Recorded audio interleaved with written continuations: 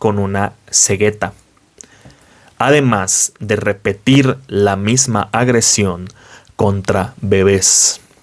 La narrativa medieval decía que los niños eran colocados en sus brazos y luego quemados como ofrenda. Una bóveda en la que se encontraban más de 10.000 videos.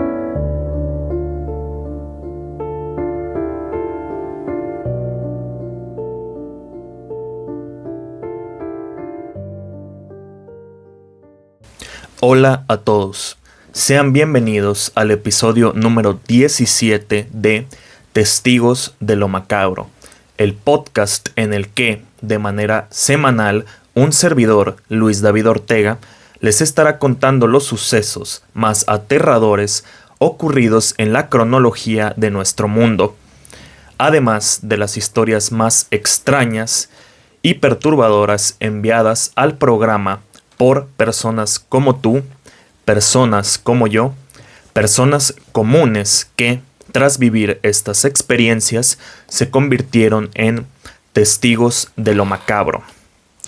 ¿Cómo están? Espero que se encuentren muy bien.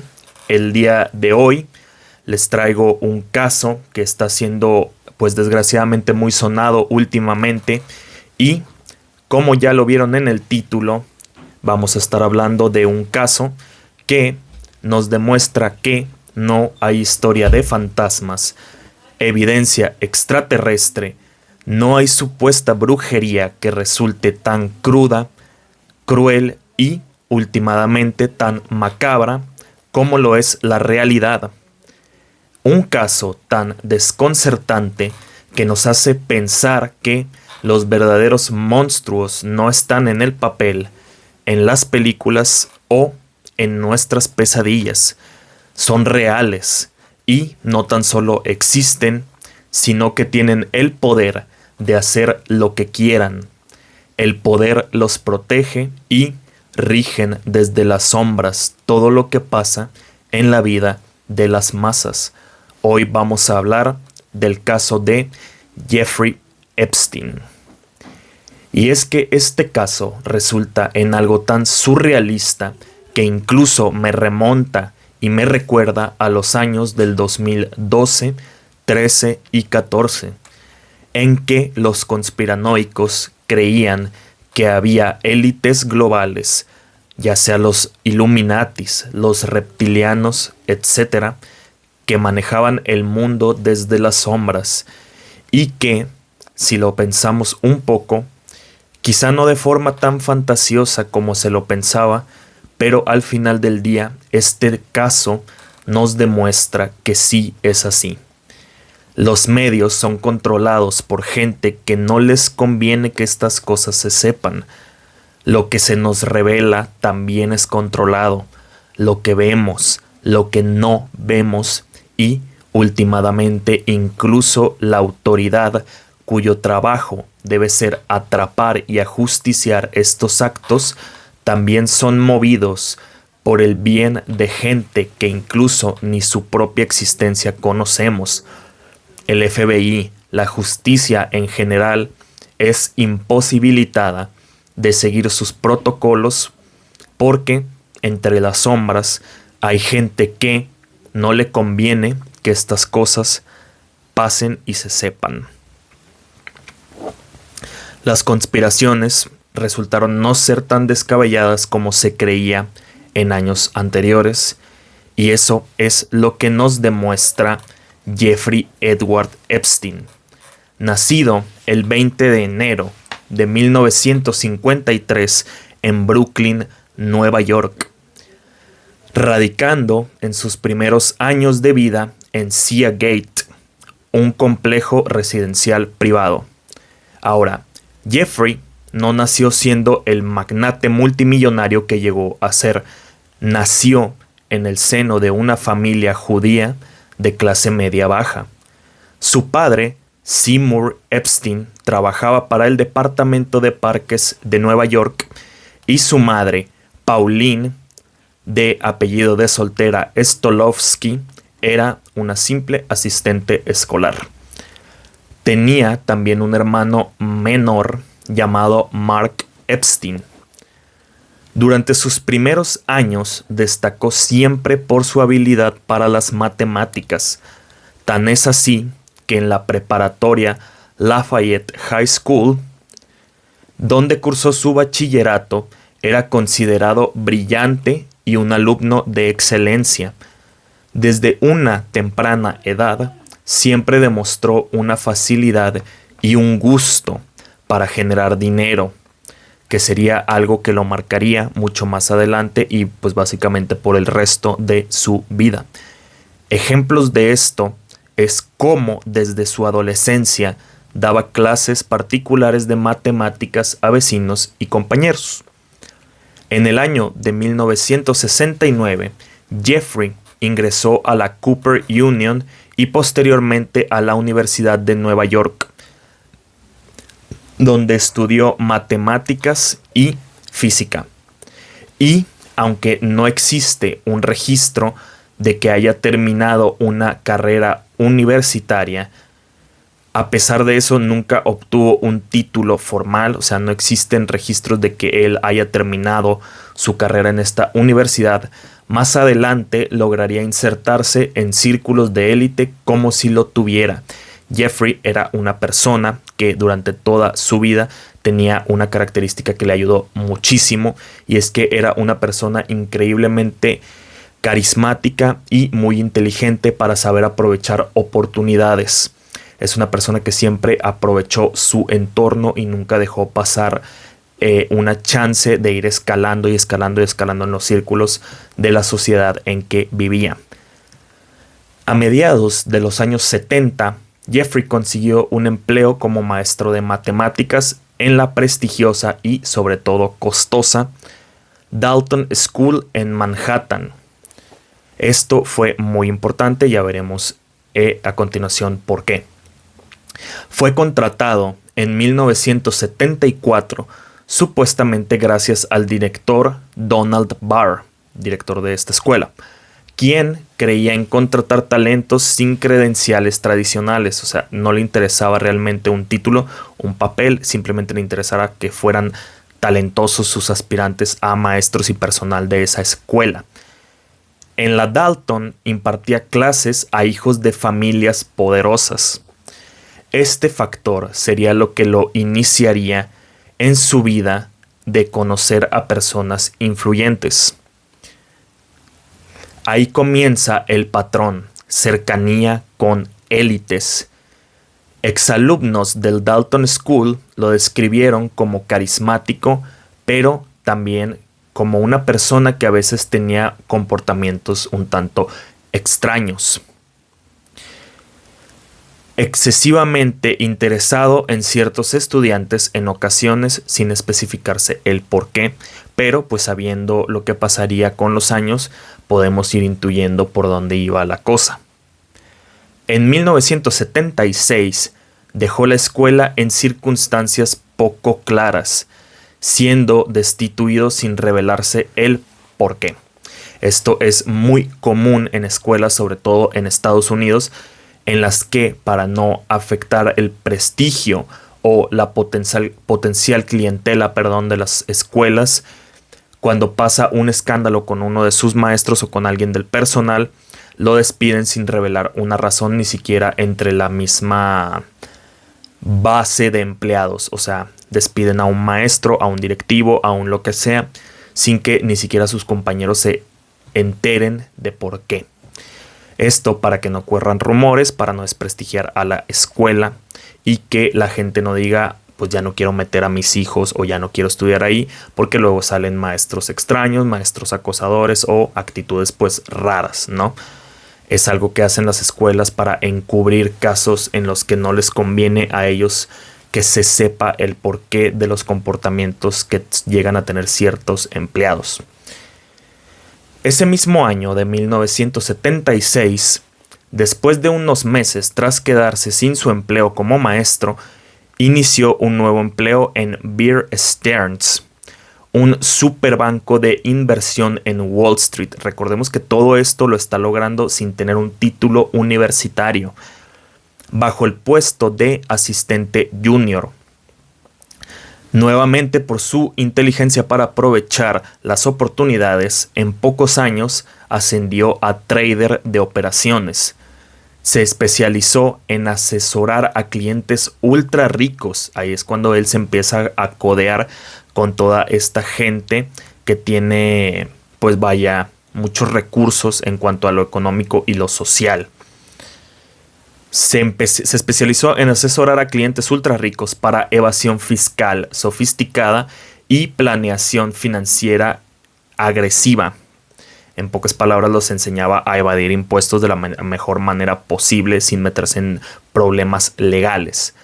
Fue despedido en 1981 tras presuntas violaciones de reglamento interno, aunque nunca se aclararon del todo cuáles fueron esos incumplimientos a las reglas del banco. Nuevamente, esto nos puede hacer sospechar muchas cosas, pero pues al final del día todo esto es meramente conjetura.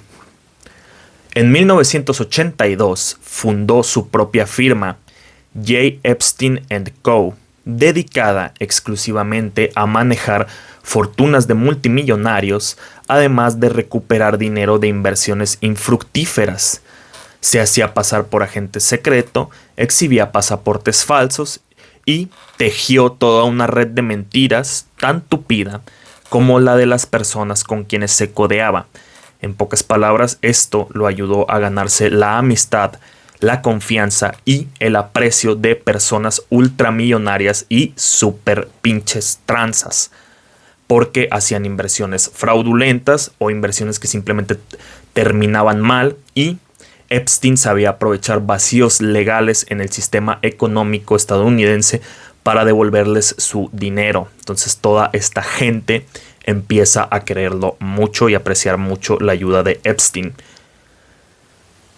Pero el verdadero salto ocurrió cuando conociera a Leslie Wexner, magnate dueño de L Brands, que en aquellos tiempos era empresa matriz de Victoria's Secret, la marca de lencería y ropa. A finales de los 80, Epstein se convirtió prácticamente en la mano derecha financiera de este hombre.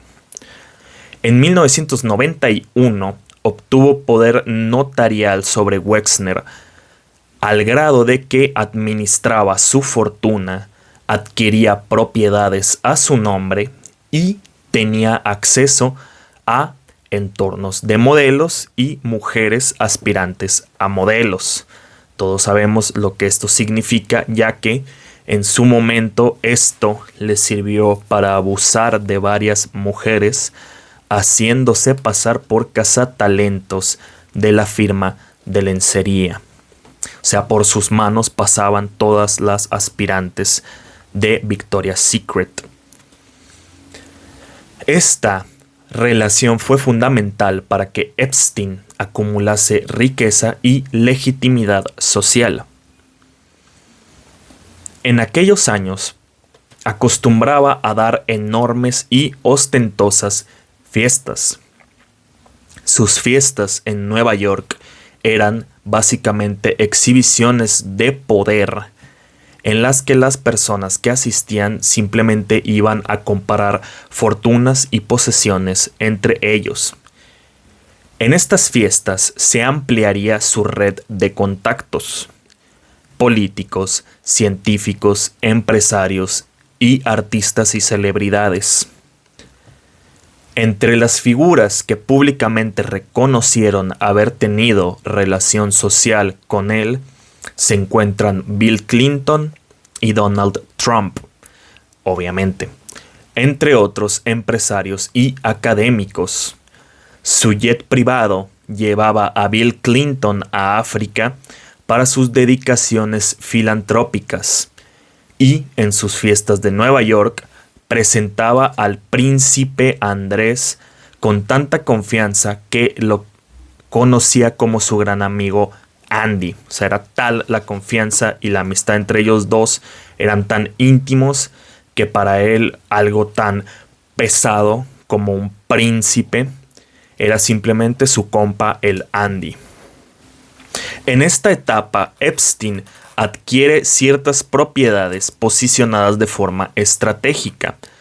Una mansión en Palm Beach, otra mansión en Manhattan, un rancho en Nuevo México y en 1998 después pasaría a comprar 2 propiedades que pasarían a ser objeto de la máxima infamia de este caso, lo que todo mundo ubica al escuchar sobre este tema.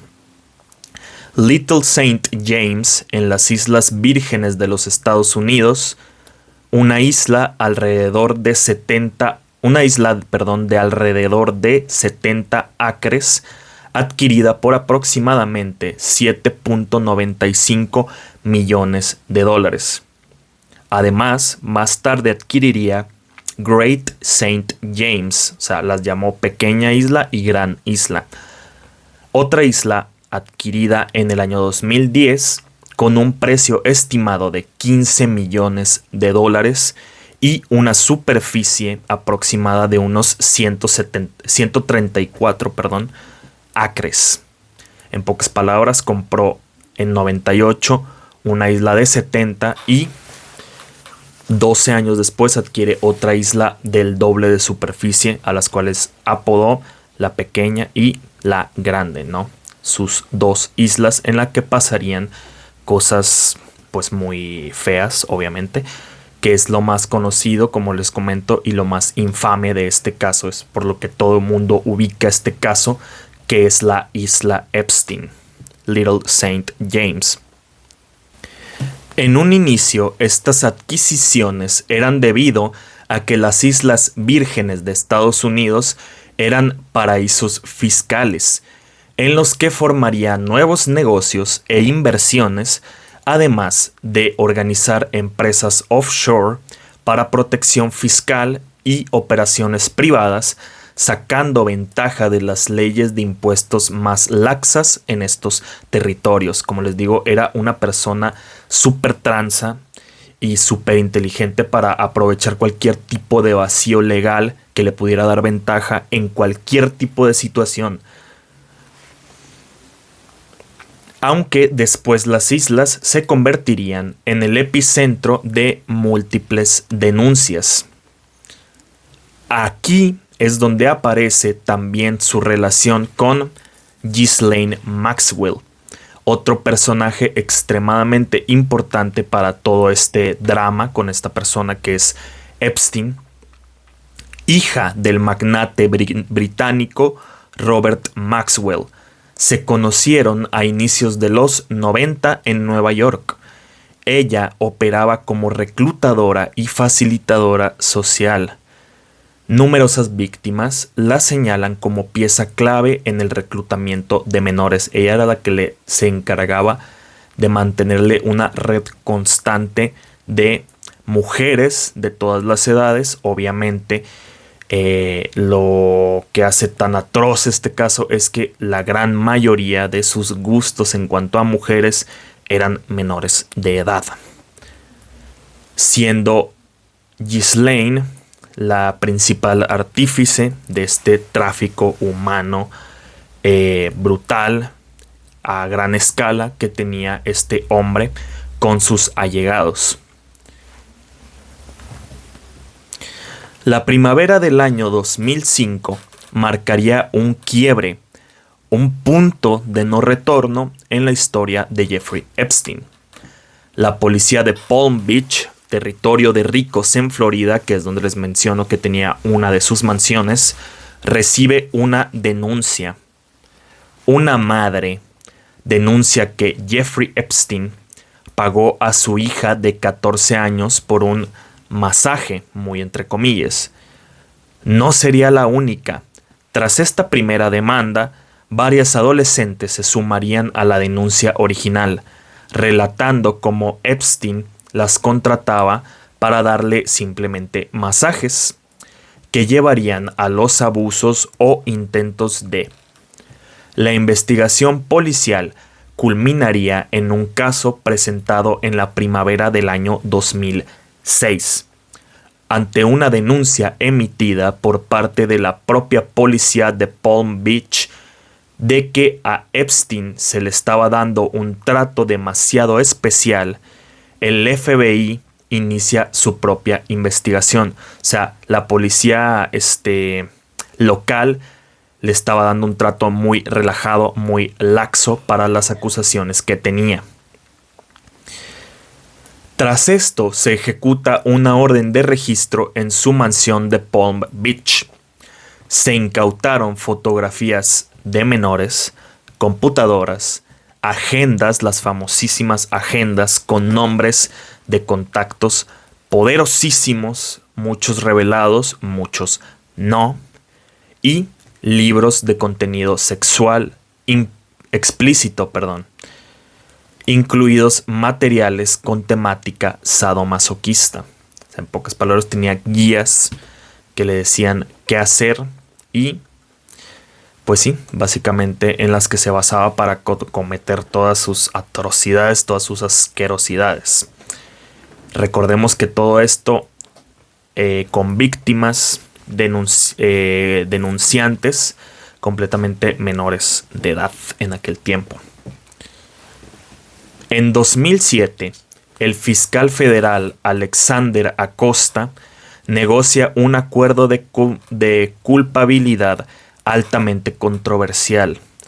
Los abogados de Epstein preparan su propia respuesta a la entrada en escena de los federales, que les digo que se involucró incluso el FBI, preparando un acuerdo que declare culpable a su cliente de un cargo de prostitución. O sea, en pocas palabras, había tanta prueba en su contra, tanta prueba de su culpabilidad, que sus abogados ni siquiera trataron de demostrar una condena de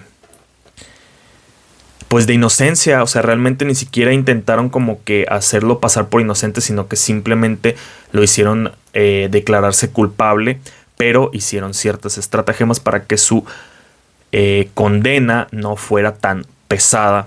O sea, realmente nunca se hizo una presunción de inocencia,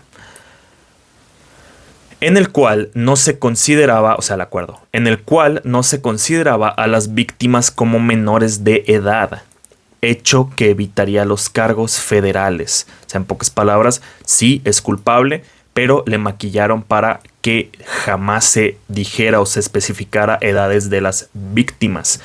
Esto hacía que sí es abusador sexual, sí fue contra la voluntad de las víctimas, pero pues no es tan pesado porque al menos no son menores de edad, cosa que claramente sí eran. En 2008, Epstein se declara culpable de cargos estatales menores de prostitución y solicitación de menores, evitando cargos federales que pudieron significar cadena perpetua. O sea, este hombre pudo haber pasado el resto de su vida en prisión por esta primera demanda. Iba a decir primer crimen, pero no era el primer crimen, era la primera demanda en su contra real, palpable, y de una cadena perpetua. Simplemente le dieron un pequeño manazo, ya que cumplió únicamente 13 meses en la cárcel del condado de Palm Beach, y ya no solo le dieron una condena, ya no solo le dieron una condena ridícula para sus crímenes, sino que además su condena tenía un régimen extremadamente indulgente. Permiso para salir 12 horas al día, 6 días a la semana, bajo un programa de work release. O sea, en pocas palabras, Jeffrey Epstein estuvo 13 meses preso, pero durante 12 horas al día se podía salir para irse a sus oficinas a trabajar, a atender sus negocios. Todo esto es obvio que fue manipulado porque había personas muy poderosas que no podían permitirse tanto que estuviera preso más tiempo, que declarara en contra de esos individuos, y ya no solo eso, sino que no podía detener sus negocios, que eran la fuente de ingreso de muchísimas personas de mayor o menor estrato social. Sale en 2009 y simplemente se registra como delincuente sexual. O sea, básicamente no le hicieron absolutamente nada a este monstruo. Durante esos años continúan demandas civiles en su contra. O sea, básicamente una primera demanda propicia que todo mundo lo empiece a demandar por cosas que tenía durante años. O sea, ya no solo era una cosa de que fue en el 2005 y ya, como fue su primera demanda, sino que eran años y años de demandas nunca realizadas que se atrevieron a realizarlas con la salida de la primera demanda. Más de 20 acusaciones formales se acumulan. Algunas incluyen, obviamente, también a Maxwell, y en procesos civiles separados se menciona a figuras públicas, entre ellas, como no, Donald Trump. Aunque sin condenas penales relacionadas, se demandó a muchísima gente, magnates, obviamente gente súper pesada, pero simplemente el único que cayó, y cayó muy a medias y muy erizo, fue el mismo Epstein. Una de las acusaciones más destacadas sería la de Virginia Giuffre, que entre 1999 y 2002, cuando contaba entre 14 y 17 años, habría sido obligada a prestar servicios, ya sabrán, a varios hombres importantes, empezando por nada más y nada menos que Andy, el príncipe Andrés, a quien denunció. La disputa se resolvió con un acuerdo hasta 2022. Virginia tuvo que esperar 20 años para que no se hiciera justicia, sino que se llegara simplemente a un acuerdo por el que el hijo de Isabel II se comprometía, entre otras cosas, a hacer donaciones filantrópicas de apoyo a las víctimas. O sea, no hubo justicia, no se encarceló a nadie. Giuffre no recibió un solo centavo, simplemente fue así como que pues, corrige un poquito tu daño, que ni siquiera eso realmente, si me lo preguntan a mí. Giuffre, perseguidora incesante de la causa contra Epstein y su entramado, incluyendo a Maxwell, explicaría el modus operandi de toda esta trama. Muchachas jóvenes y vulnerables, captadas por Maxwell, a las que se le ofrecía trabajar para Epstein y sus clientes millonarios en sus numerosos negocios y empresas, para terminar metidas en una red de abuso con 4 locaciones principales. Adivinen dónde: Palm Beach, su casa principal; el rancho en Nuevo México; y Little St. James Island, y obviamente Grand St. James Island, perdón, ahí me fue un poquito el inglés. Pues sí, básicamente sus 2 islas, su rancho y su casa, obviamente. En paralelo, su avión privado, un avión Boeing modelo 727, que esto se me hizo bien ojete, bien crudo, cuando entendamos el contexto. El avión de Epstein fue apodado como Lolita Express. Para los que sepan un poco de la literatura, esto es en referencia a una novela llamada Lolita, famosa por su historia de un hombre mayor obsesionado sexualmente con una niña, y se usa para subrayar el contexto de los viajes que Epstein realizaba con su círculo privado. Se vuelve símbolo del caso. Registros de vuelo, o los llamados Epstein Flight Logs, incluyen nombres de, obviamente, empresarios, políticos, académicos, artistas, famosos, etc. Desde 2009 y hasta 2018 fueron docenas las mujeres que trataron de reabrir el caso contra Epstein. O sea, esto fue un caso cerrado, se le dio esa condena tan ridícula y simplemente las autoridades dijeron, ya lo condenamos, ya cumplió, ya purgó su condena, caso cerrado, ya no está haciendo nada, ya no hace nada, ya no está afectando a nadie, pero pues obviamente esto era una total mentira. Hasta que el Miami Herald reactivó el interés público con Perversion of Justice o Perversión de la Justicia, una demoledora investigación sobre el papel de Acosta, o sea, Acosta el que le dio el trato preferencial en la cárcel, en el acuerdo con Epstein y el resto de hechos que el periódico perseguiría hasta después de la muerte del abusador. O sea, durante años este Miami Herald estuvo documentando y exponiendo todos los trapos sucios de este hombre. Y aquí viene, pues básicamente un poco el final de la historia de vida de este hombre. El 6 de julio del pasado 2019, o sea, hace 7 años, agentes del FBI lo arrestan en el aeropuerto Teterboro de Nueva Jersey, cuando él regresaba de un viaje a París.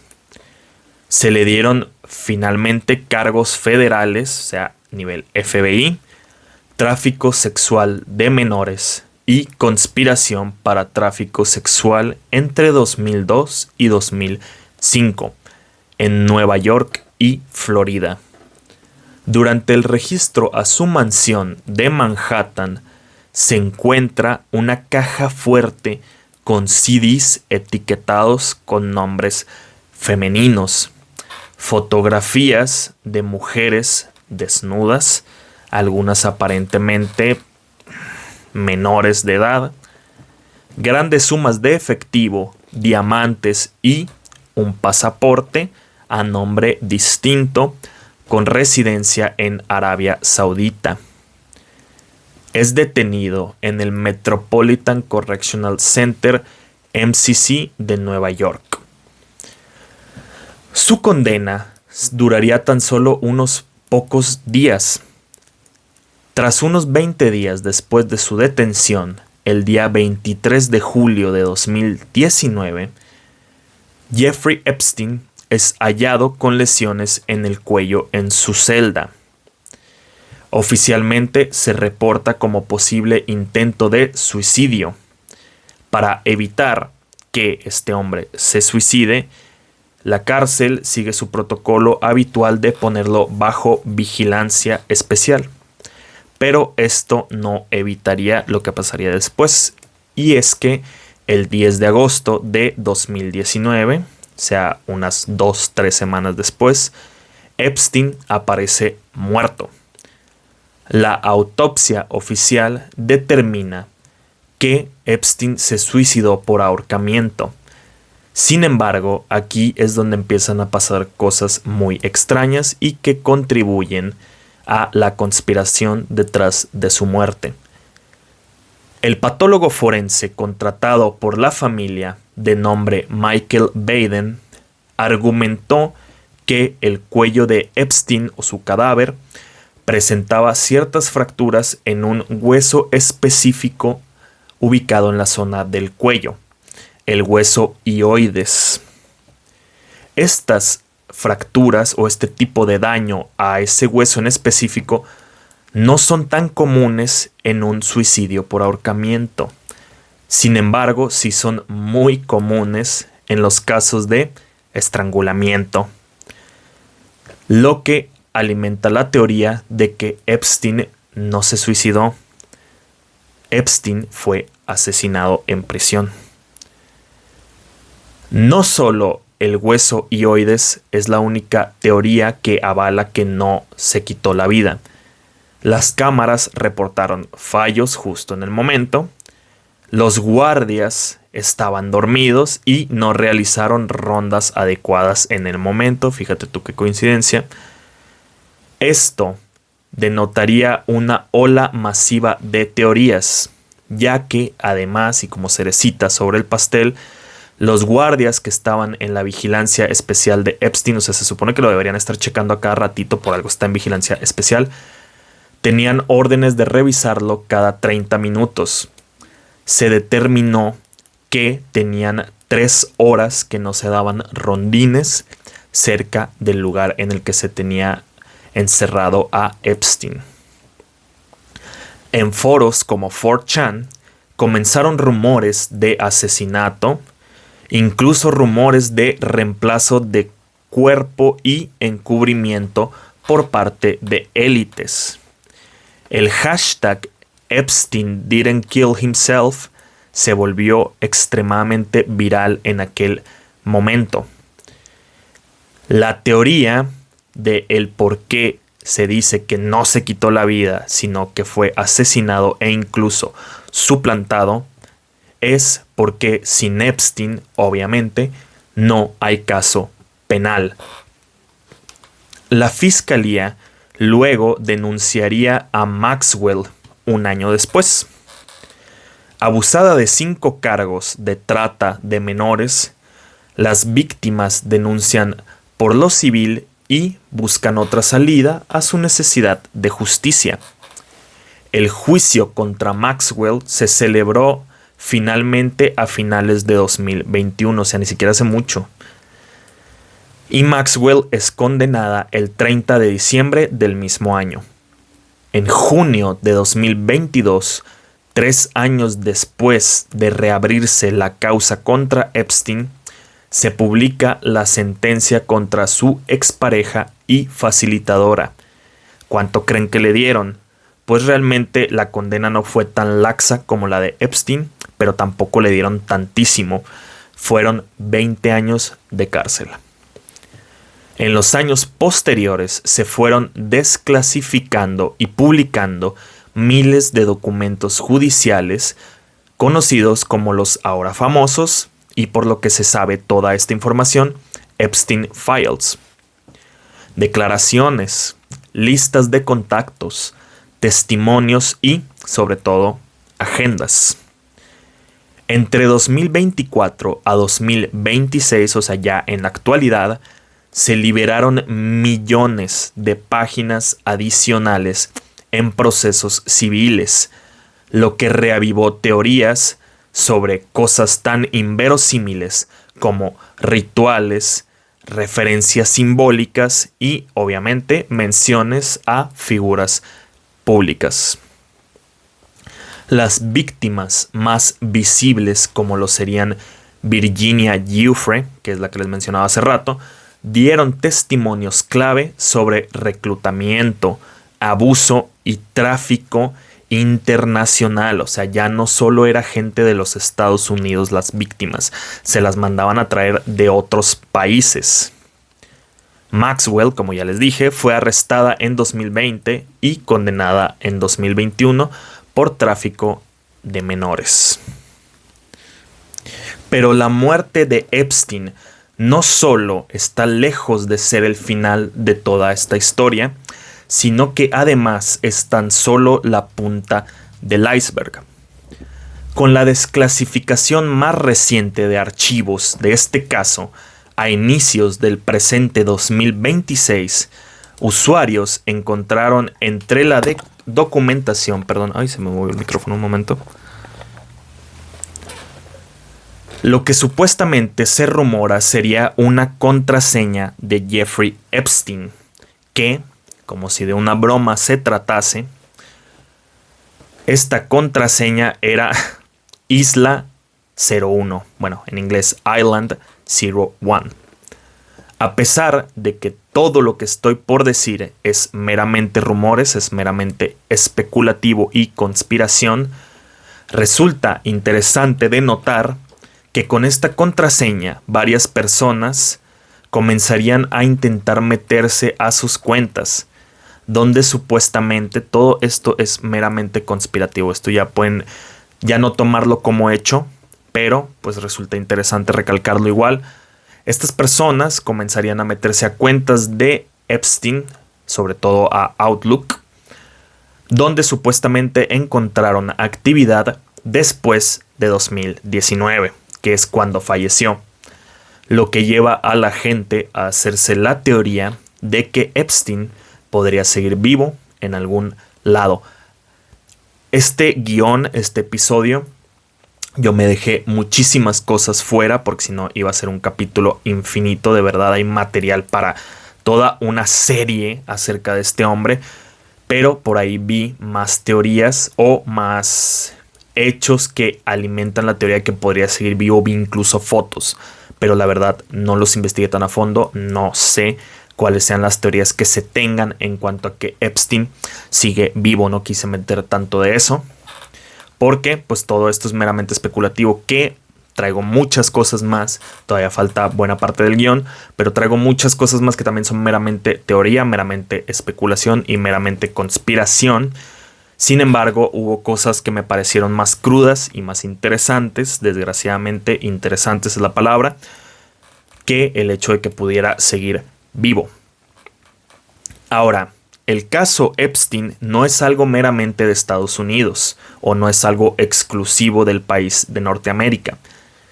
Para el lado de Latinoamérica, las desclasificaciones han indicado que en países latinos hay tanto víctimas como implicados, que es lo que les mencionaba. Maxwell le conseguía pues víctimas, mujeres de otros países de fuera, se las mandaba a traer a este hombre y a sus allegados. En México, por ejemplo, nuestro bello, mágico México, bitácoras de vuelo del Boeing privado de Epstein muestran diversos viajes a Cabo San Lucas, Cancún, Toluca e incluso Tulum. Se hizo pública la declaración de un testigo llamado Kenneth Darrell Turner, quien encontró junto con los federales mexicanos una bóveda en la que se encontraban más de 10,000 videos de menores con nacionalidades variadas entre Guatemala, Honduras, el mismo México y, claro, Estados Unidos. Videos en los que incluso en algunos se lo podía ver a Epstein implicado en cámara. Turner habló con el en aquel entonces presidente Andrés Manuel López Obrador, quien autorizó escalar este problema al FBI para su investigación pertinente, la cual, como ya había ocurrido antes, terminó en nada. Por eso les digo que este caso es muy cabrón en cuanto a el control que se tiene por parte de gente más grande y desgraciadamente desconocida sobre incluso las leyes, como este tipo de cosas por alguna razón no proceden en nada. Y para cerrar, para terminar con este capítulo, voy a terminar el caso de este monstruo, al menos por el momento. Voy a contarles lo que para mí fue lo más aterrador de estas últimas desclasificaciones. Entre los archivos desclasificados se encontró un correo electrónico del año 2019.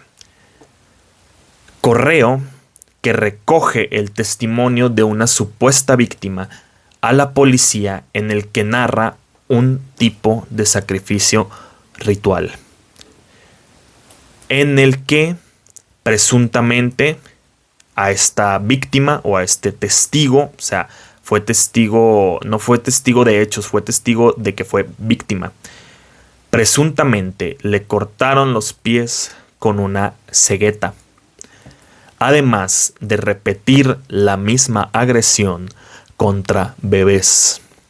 Según se indica en el texto, también presenció en el yate en el que se encontraban en aquel momento supuestamente cómo desmembraban bebés, les extraían los intestinos y cómo comían las heces directamente de estos intestinos. Años después, esta supuesta víctima presentaría una denuncia que, nuevamente, resultaría demeritada debido a que, con los años, esta supuesta víctima habría caído en la adicción a las sustancias, y esto propició que las autoridades no creyeran sus acusaciones.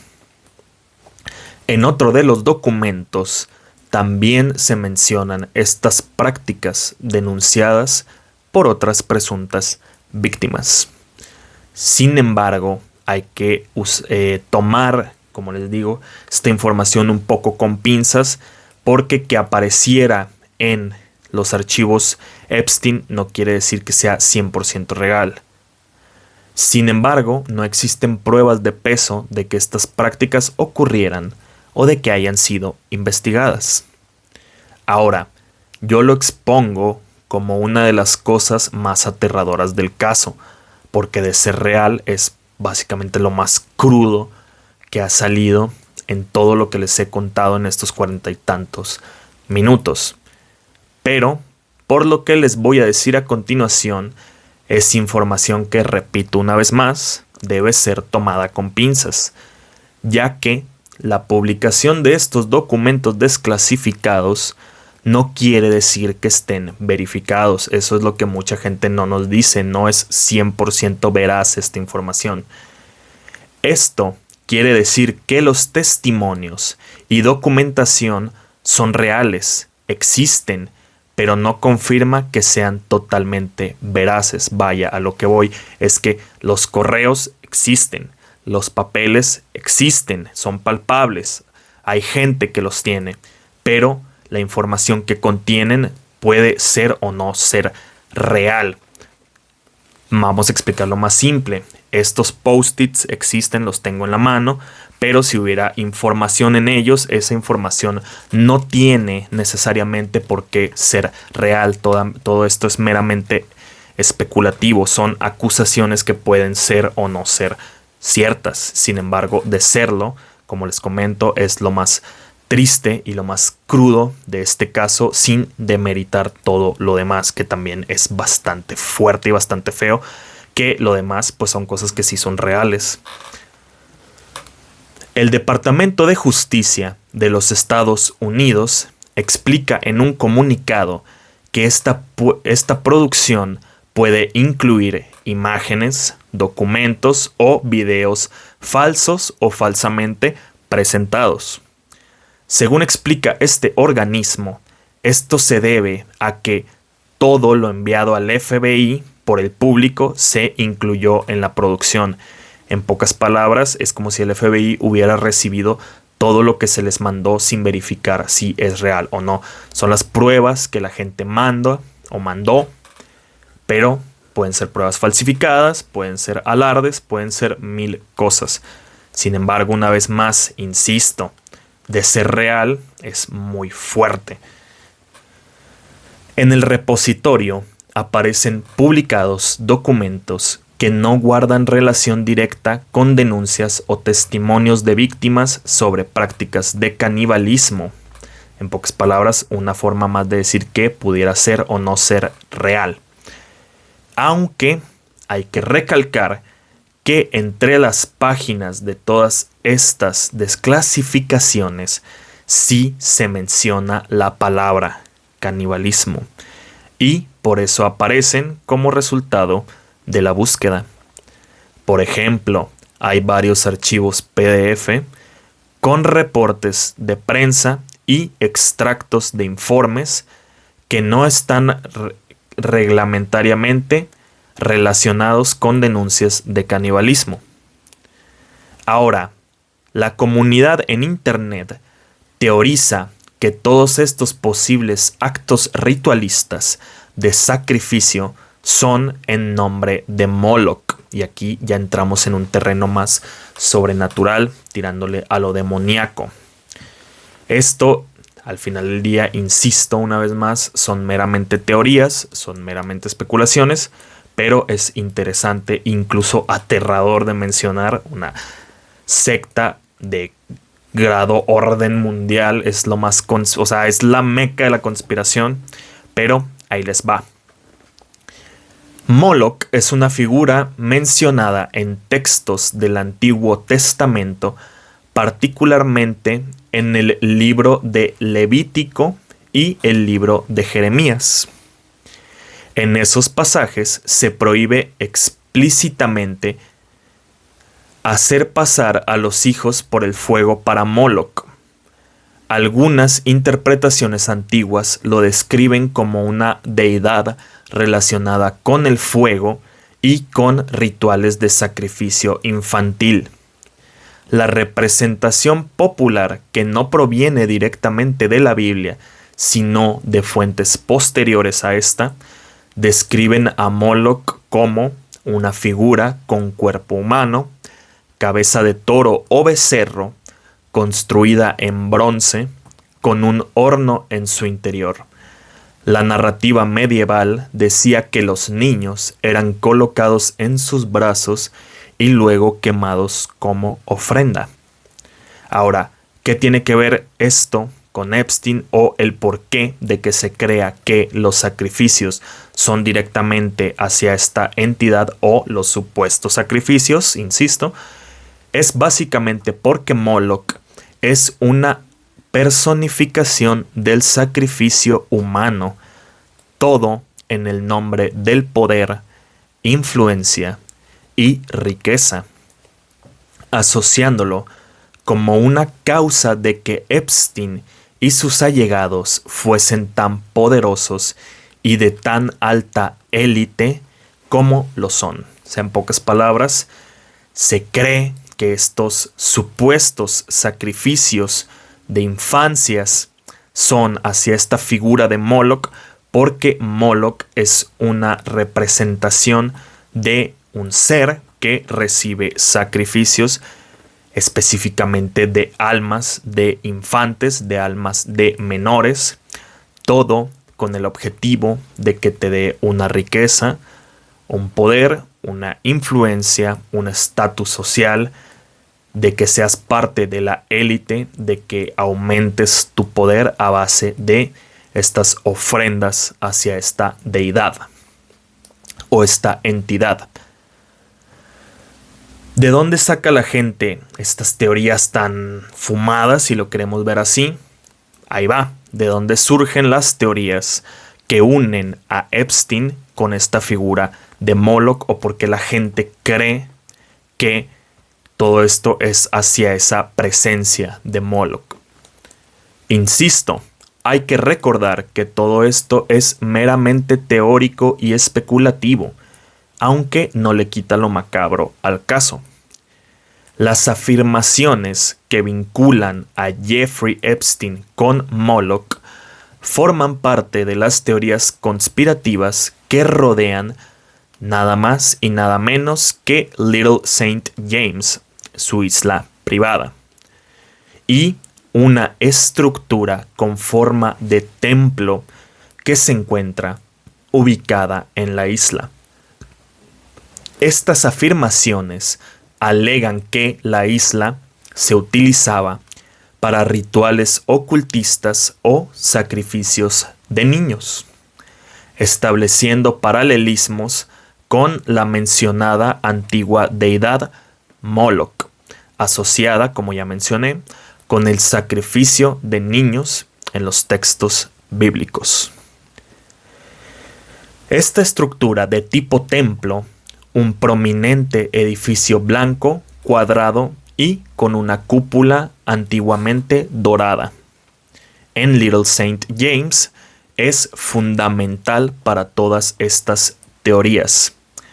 Si bien se le etiqueta como un templo en las especulaciones, los informes oficiales sugieren que fue diseñado como una sala de música o, según algunos análisis, para asemejarse a una casa de baños que sigue una estructura y una arquitectura de estilo mameluca, para los arquitectos en la audiencia, porque la verdad yo no sé qué defina a una arquitectura mameluca. Esto se escucha como un albur, pero supuestamente el interior de esta estructura contenía un piano, un escritorio y un retrato de Epstein y nada más y nada menos que el Papa. Otra de las razones que intenta afirmar esta teoría es la referencia a Baal con doble A, el cual también se trata de otra entidad demoníaca. La especulación en redes sociales y el internet en general se desató tras la publicación en 2026 de documentos financieros que vinculaban una transferencia de Epstein a una cuenta de Baal. En estas narrativas, Baal se confunde a menudo con Moloch, lo que promueve aún más la idea de actividad ritualista por parte de Epstein y sus allegados. Y básicamente eso es todo por esta investigación de los archivos o actualización de lo último que se soltó de los archivos de Jeffrey Epstein.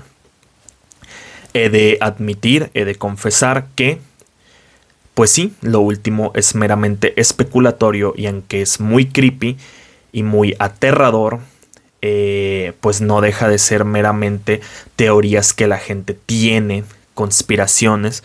Te lo puedes imaginar incluso como las personas que se ponen aluminio en la cabeza, que creen que la Tierra es plana y que todo lo que te dicen ya lo tomas como algo completamente descabellado. Pero recordemos que hace 10, 12, 15 años, todo lo primero que les conté en este episodio, todo aquello que sí se tiene registro de que es veraz, hace 10, 15 años se tenía como lo mismo. Locuras, conspiraciones imposibles, cosas que solo te decían personas con aluminio en la cabeza y mira cómo resultaron ser reales. Esperemos que toda esta parte bebés, toda esta parte torturas, toda esta parte de cosas tan increíblemente atroces y asquerosas sea meramente teorías conspirativas, que no sea nada real, pero no sería sorprendente saber en 5, 10 años que se revelen más cosas, incluso ni siquiera en 5 o 10 años, ya con el internet y la capacidad que tenemos de enterarnos de todo en cuestión de segundos, enterarnos que este tipo de cosas resultaron ser reales. Como reflexión final, como opinión de mi parte, como cosa que quisiera platicar un poco ya fuera de lo guionizado de mi investigación, es pues básicamente lo que decía yo al principio. Vivimos bajo una élite que no vemos, que no sabemos, no conocemos, pero que este tipo de cosas nos indican y nos refuerzan y nos hacen saber que sí están ahí. O sea, no es una conspiración, no es una teoría, no es paranoia, no es nada que no sea real. Ya se comprobó totalmente que ahí están hombres poderosísimos, hombres y mujeres poderosísimos y poderosísimas, influyentes a más no poder, de los que no sabemos y quizá nunca sepamos los nombres, que están impunes y van a seguir impunes porque el sistema así funciona. El que tiene poder es el que tiene el dinero y el que tiene el dinero son ellos o ellas. Entonces es bastante triste, es bastante trágico y es bastante frustrante si lo piensas también, porque como sociedad no hay gran cosa que podamos hacer realmente. La policía no puede hacer nada, ni siquiera el FBI puede hacer nada, porque todo está bajo los bolsillos de gente que quiere seguir perpetuando este tipo de aberraciones, porque esa es la palabra, no tiene otro término que sea aberraciones, asquerosidades, las mayores perversiones que puede haber. Básicamente eso es lo que pienso de todo este caso, y quién sabe si el día de mañana resulte que Epstein es solo, que yo creo que sí, la verdad, un peón de una cosa mucho, mucho, mucho más grande y mucho, mucho más enferma y asquerosa. Y quién sabe cuántos Jeffrey Epsteins existan todavía en la actualidad, de los que no tenemos la más mínima idea cuántos van a seguir cayendo. ¿Quién va a ser el próximo en 10 años, en 20 años, que va a salir y vamos a decir, no mames, ahí está el Jeffrey Epstein nuevo, en el cual se reveló que resulta ser real todo lo que ahorita vemos como especulativo, como loco, como conspiranoico, como paranoico, pero que resulte ser cierto? Pero bueno, espero que este episodio les haya gustado, les haya entretenido y espero que los deje pensando mucho como a mí me dejó pensando. Yo le di muchas vueltas en la cabeza a este caso. Y espero que algún día, pues a lo mejor es medio imposible, pero espero que algún día se haga justicia por todas estas cosas. Pero por lo pronto, yo los estaré viendo en un próximo episodio de Testigos de lo Macabro. Espero que les haya gustado el episodio, que les haya parecido informativo. Si quieren mandarme sus historias para que yo las narre o sugerencias de temas que pudiera hablar en el futuro, ya saben, correo en esta parte, en la descripción también. Facebook en esta parte también por si no quieren mandar por correo, e Instagram por si se les hace más fácil, un DM por parte de Instagram, además de que van a estar encontrando el TikTok también por aquí para que me sigan y vean las partes más destacables de los episodios, que no van a ver nada porque no he subido nada, no me he dado el tiempo de subir los shorts a TikTok también. Pero igual síganme, es una gran ayuda y espero que pronto pueda estar haciendo esta difusión más grande de lo que es el podcast. Gracias por ver, gracias por los que se quedaron hasta este minuto. Cuéntenme en los comentarios sus opiniones, qué piensan de este caso y nos vemos en el próximo capítulo de Testigos de lo Macabro.